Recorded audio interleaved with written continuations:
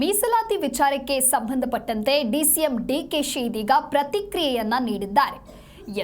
ಮೀಸಲಾತಿ ವಿಚಾರ ರಾಜ್ಯಸಭೆಯಲ್ಲಿ ಪ್ರಸ್ತಾಪ ಆಗಿದೆ.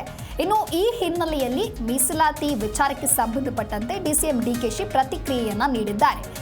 ಯಾವ ಕಾಂಟ್ರವರ್ಸಿನೂ ಮಾತಾಡಿಲ್ಲ, ಏನೂ ಹೇಳಲಿಲ್ಲ, ನಾನು ಅಸೆಂಬ್ಲಿಯಲ್ಲೇ ಇರಲಿಲ್ಲ, ಇನ್ನು ಈ ಕುರಿತಂತೆ ಹೇಗೆ ಮಾತನಾಡಲಿ, ಸಮಾವೇಶದಲ್ಲೂ ಮಾತಾಡಿಲ್ಲ, ಬೇಕಾದರೆ ತೆಗೆದು ನೋಡಿ ಅನ್ನೋದಾಗಿ ಡಿಸಿಎಂ ಡಿಕೆಶಿ ಹೇಳಿಕೆಯನ್ನು ಕೊಟ್ಟಿದ್ದಾರೆ.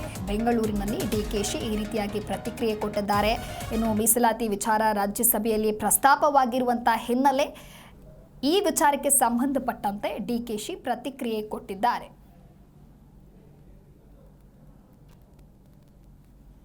ಇನ್ನು ಮೀಸಲಾತಿ ವಿಚಾರಕ್ಕೆ ಸಂಬಂಧಪಟ್ಟಂತೆ ಈಗಾಗಲೇ ಸಾಕಷ್ಟು ಚರ್ಚೆಗಳಾಗಿದೆ. ಕೆಲ ನಾಯಕರು ಹೇಳಿಕೆಗಳನ್ನು ಕೂಡ ಕೊಟ್ಟಿದ್ದಾರೆ. ರಾಜ್ಯಸಭೆಯಲ್ಲಿಯೂ ಕೂಡ ಮೀಸಲಾತಿ ವಿಚಾರ ಚರ್ಚೆಯಾಗಿದ್ದು, ಪ್ರಸ್ತಾಪದ ಹಿನ್ನೆಲೆಯಲ್ಲಿ ಮೀಸಲಾತಿ ವಿಚಾರಕ್ಕೆ ಸಂಬಂಧಪಟ್ಟಂತೆ ಡಿಸಿಎಂ ಡಿಕೆಶಿ ಇದೀಗ ಪ್ರತಿಕ್ರಿಯೆಯನ್ನು ಕೊಟ್ಟಿದ್ದಾರೆ.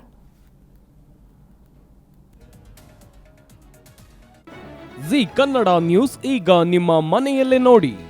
ಎಲ್ಲ ಕೇಬಲ್ಗಳಲ್ಲಿ ಈಗ ಲಭ್ಯ.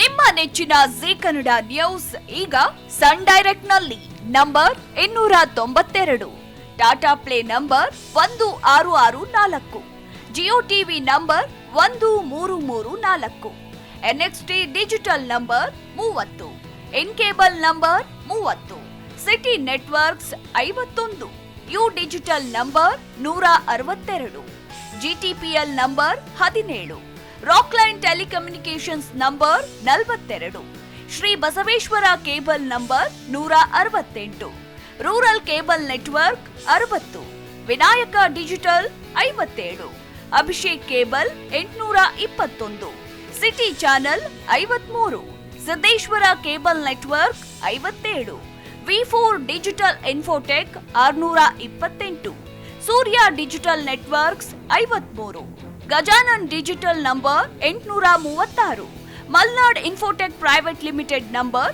56, Metrocast number 830, Victory Digital number 167ರಲ್ಲಿ ನೋಡಿ ಆನಂದಿಸಿ.